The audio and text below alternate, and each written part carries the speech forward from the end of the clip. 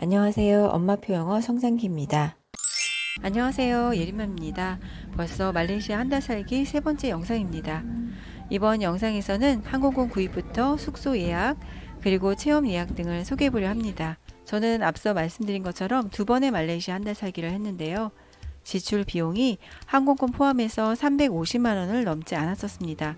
이 비용은 괌을 3박 5일 동안 다녀왔을 때, 그리고 푸켓 5박 6일 정도를 다녀왔을 때 비용과 비슷하거나 더 저렴했습니다. 하지만 다들 개인차가 있죠. 말레이시아에서 어느 정도의 숙소에 머무르느냐, 유학원을 끼고 국제학교 캠프를 가느냐, 혹은 어학원을 선택하느냐, 그 밖에 외식 비율과도 관련이 있습니다. 쇼핑을 선호하신다면 이건 역시 비용에 들어가겠죠. 제가 네이버 검색을 해보니 한 달 동안 1,500만 원 정도 쓰고 오신 분도 계시더라고요. 그러니 이런 개인차를 감안하시고 자신의 예산을 적절하게 계획하시면 좋을 듯 합니다. 저는 최소한의 비용으로 알찬 여행을 선호하는 편입니다. 숙소도 여행의 만족도를 판가름하는 요소 중에 하나라고 생각하는 편이고요. 아무리 가격을 고려한다고 해도 최악은 선택하지 않습니다. 하루 이틀 머무는 게 아니기 때문이죠. 그러므로 가성비를 꼭 생각해야 합니다. 먼저 항공권은 어떻게 예약해야 할지 준비해 봤습니다. 항공권 예약을 위해서 제가 이용하는 곳은 주로 구글 플라이트 그리고 스카이스캐너입니다. 둘 다 최저가 항공을 날짜별로 검색하기 좋은데요.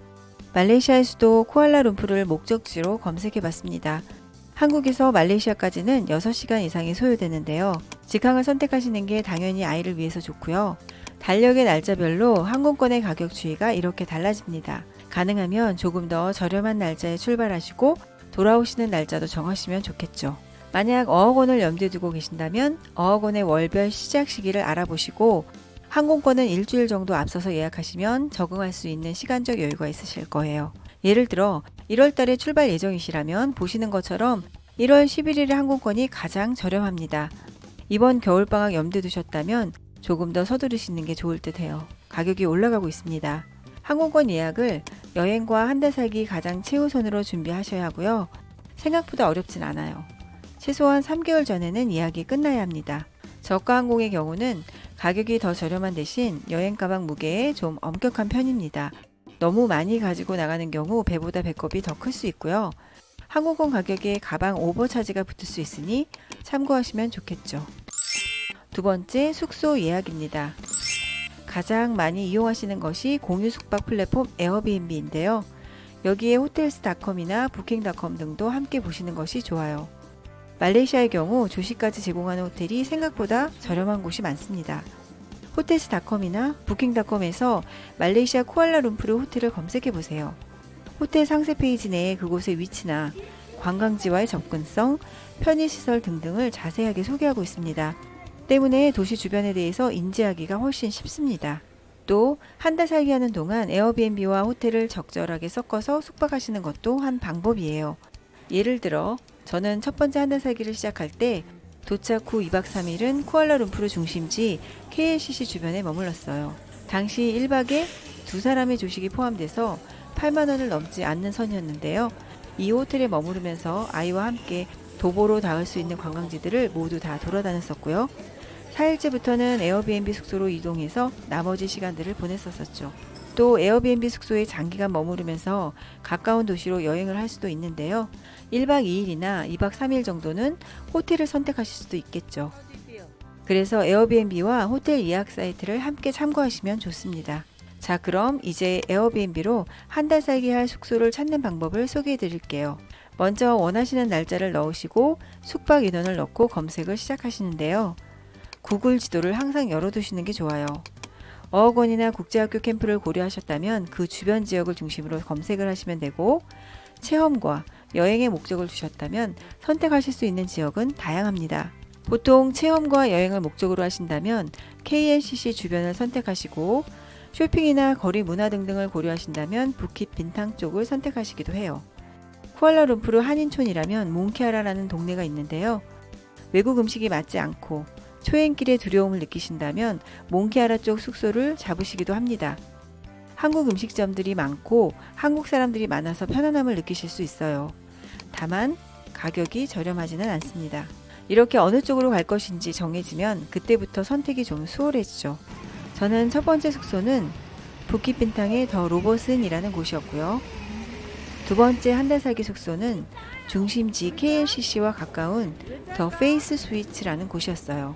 말레이시아는 그랩이라는 어플만 핸드폰에 다운받아 두시면 택시 타는 게 어렵지 않습니다. 영어를 못해도 상관이 없습니다. 기름이 나오는 나라라서 택시비도 비교적 저렴한 편이라서 부담이 없죠. 숙소가 멀어서 어디를 가기 힘들다는 느낌은 거의 없으실 거예요. 에어비앤비에서 숙소를 검색하시면 위치 기반으로 보실 수가 있는데 구글 지도와 비교해 가면서 위치를 확인하시고요. 슈퍼호스트라는 태그가 붙어 있으면 좀 더 믿을 수 있습니다. 그리고 리뷰가 많다는 것은 이용자가 많았다는 것이죠. 외국인보다는 한국인 리뷰가 위치와 시설 등등에 대해서 자세하게 소개하기 때문에 큰 도움이 됩니다. 그리고 숙소를 결정하실 때 여러 가지 고려사항들이 있습니다. 기본적으로는 단독 사용 여부, 수영장, 주방, 인터넷, 세탁기와 건조기 등을 꼽을 수 있는데요. 말레이시아는 베란다가 없는 숙소가 많으니 건조기가 있으면 큰 도움이 되거든요. 필요한 주방용품이나 세제 등이 있다면 주인에게 메시지를 보내서 준비해달라고 하실 수도 있습니다. 그리고 제 개인적인 경험으로는 코 닿을 곳에 쇼핑몰이 있는 것을 추천합니다. 말레이시아에서는 대부분의 상점이 몰 안에 있고 대형 마트들도 몰 안에 있어요. 식품 쇼핑을 할 때마다 택시를 타는 것도 그렇고 물건 양이 많을 때는 굉장히 무거워요.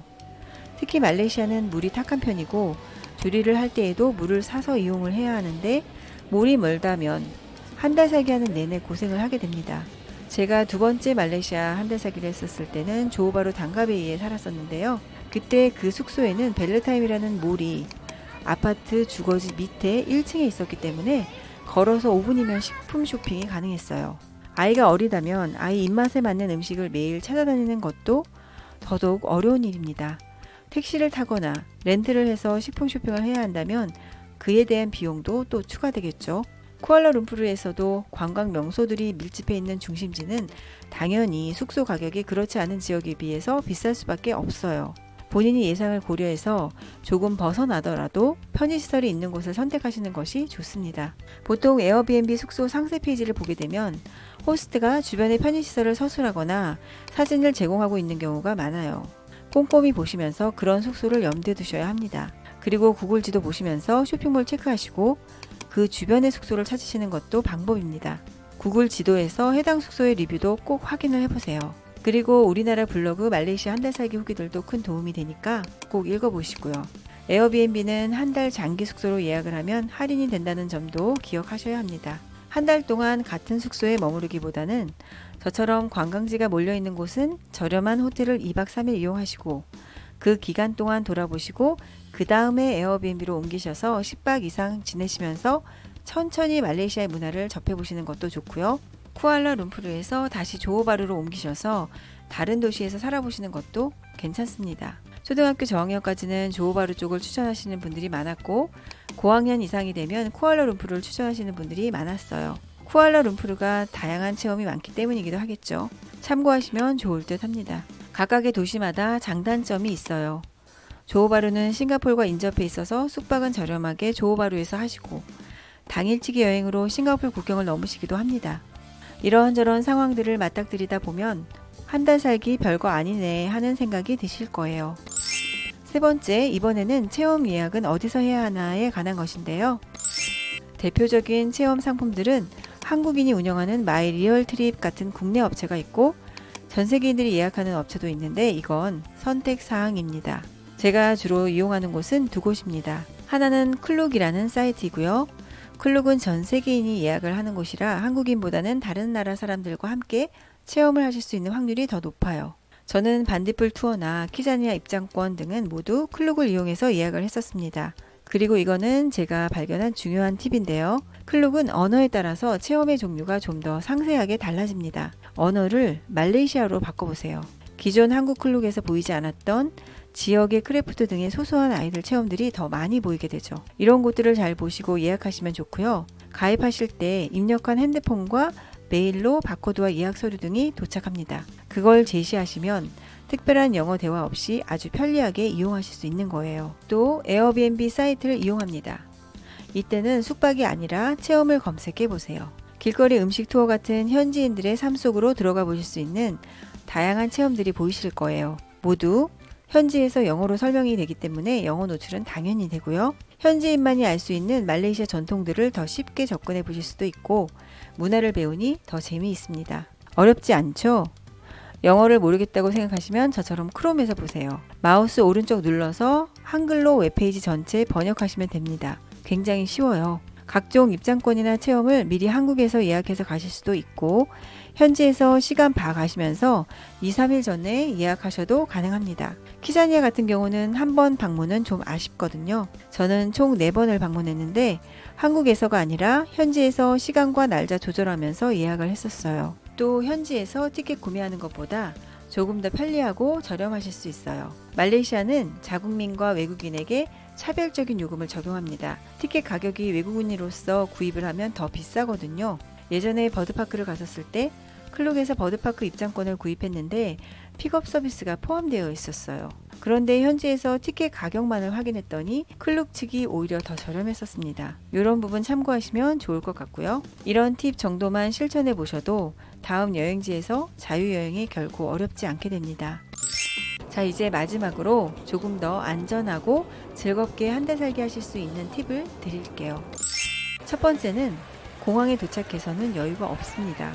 낯선 나라의 아이들과 함께 동행하기 때문인데요. 미리 한국에서 숙소까지 픽업 서비스를 신청하시고 가세요. 역시 클룩 이용하시면 굉장히 편리하고요. 상당히 친절합니다. 두 번째는 해외에 나가시면 구글 지도 하나면 길 찾기 전혀 문제 없습니다. 그리고 말레이시아 같은 경우는 그랩이란 앱 다운받으셔서 신용카드 등록하시고 가시면 현금 거래하실 필요 없고 택시 타고 목적지에 도착해서 그냥 내리시면 됩니다. 자동으로 결제가 돼요. 세 번째는 동선인데요. 중간중간 말씀드렸던 관광지가 몰려있는 곳에서는 조식이 포함된 호텔에서 1박이나 2박 하시는 것 추천드리고요. 중간에 에어비앤비로 이동하시고 생활하시다가 마지막 3박 4일 정도는 휴양을 즐긴다는 생각으로 페낭이나 코타키나발루 등 들려서 아이들 키즈클럽에 넣어주시고 즐겁게 놀다 오시면 그간 한 달 살기 하면서 피곤함이 한꺼번에 사라집니다. 영어도 기본기가 채워지면 쉬워지는 것처럼 여행도 부딪히고 부딪혀보면 재미와 맛을 느끼고 또 노하우도 생기는 거죠. 두렵다는 생각만으로 멈추지 마시고 해보세요. 엄마의 도전이 아이의 도전이 되고 세상을 향해 나아갈 수 있는 아이를 만드는 겁니다. 오늘 영상 도움이 되셨나요? 감사합니다. 엄마표 영어 성장기 유튜브 채널에서는 경험담과 팁을 알려드리고 있어요. 엄마표 영어 성장기 네이버 TV 채널에서는 엄마표 영어로 성장한 아이의 모습 그대로를 확인하실 수 있습니다. 네이버 블로그에서는 교재나 책 리뷰 등의 포스팅도 보실 수 있어요. 구독과 좋아요 감사합니다.